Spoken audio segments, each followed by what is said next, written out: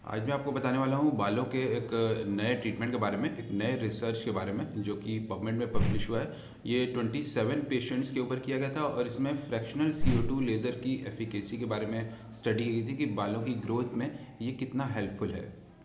Fractional CO2 laser दरअसल एक carbon dioxide laser होता है जिसमें से कि लेज़र लाइट को फ्रैक्शंस में डिवाइड करते हैं और ये लेज़र लाइट जब स्कैल्प में डाली जाती है तो ये अंदर तक एक बारीक कॉलम्स में इंजरी करती है, हीटिंग करती है।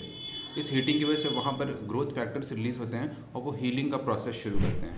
इस हीलिंग के प्रोसेस की वजह से, इस ग्रोथ फैक्टर की वजह से जो हेयर रूट्स होती हैं वो भी स्टिमुलेट होती हैं और नए बाल बनाना शुरू करती हैं। जहाँ बाल ऑलरेडी बन रहे होते हैं उनकी थिकनेस बढ़ने लगती है। तो ये स्टडी की गई थी 27 पेशेंट्स पे और हर महीने उन्हें एक CO2 लेज़र सेशन दिया गया और ये सेशन उनके हाफ स्कैल्प पे दिया गया था और फिर इसे 4 महीने बाद कंपेयर किया गया। शुरू में बेसलाइन फोटोग्राफ्स लिए गए थे और फिर इन फोटोग्राफ्स को 4 महीने बाद लिए गए फोटोग्राफ्स के साथ कंपेयर किया गया। इसमें कंपैरिजन के लिए 3 इंडिपेंडेंट डर्मेटोलॉजिस्ट को ये फोटोग्राफ्स दिए गए जो जिन्हें कि पता नहीं था कि किस एरिया में दाहिने या बाएं उन्हें ट्रीटमेंट दिया गया है और उनसे कहा गया कि आप असेस करिए कि किस एरिया में आपको लग रहा है कि ग्रोथ हो रही है। तो ये ब्लाइंडेड असेसमेंट कहलाता है। दूसरी चीज़ जो उन्होंने स्टडी की वो थी डर्मेटोस्कोपी।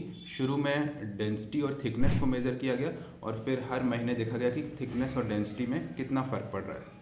डर्मेटोस्कोपी HAT टेस्ट करते हैं हम लोग जिसमें कि 1 सेंटीमीटर स्क्वायर में कितने बाल हैं वो दिख रहे होते हैं और उससे हमें पता चलता है कि पूरे स्कैल्प में क्या डेंसिटी है। इसके अलावा हम हर हेयर शाफ्ट की थिकनेस को नाप सकते हैं कि ये थिकनेस पहले से ज़्यादा हो रही है या कम हो रही है।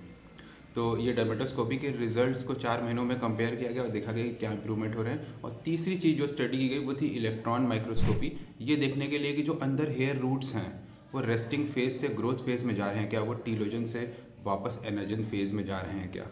और इन सारे रिजल्ट्स के बाद ये कंक्लूजन निकला कि CO2 लेज़र बालों की न सिर्फ डेंसिटी बढ़ाता है, थिकनेस बढ़ाता है, नए बाल भी आते हैं। जिन एरियाज़ में बाल एकदम ख़त्म हो गए उस एरिया में नए बाल भी आते हैं।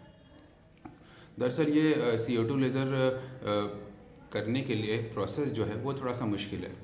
फीमेल्स में इसे करना थोड़ा मुश्किल हुआ क्योंकि इसके लिए स्कैल्प को शेव करना होता है।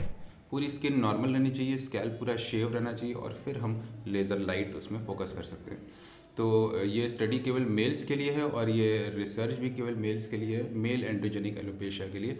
और उन लोगों के लिए स्पेशली जिनमें दवाइयाँ थोड़ा स्लो असर कर रही हैं या PRP भी सेशंस लिए हैं और ग्रोथ हो रही है लेकिन उतनी तेज़ नहीं है, या कुछ बाल आए हैं लेकिन उनकी ग्रोथ नहीं हो रही है, थिकनेस नहीं बढ़ रही है।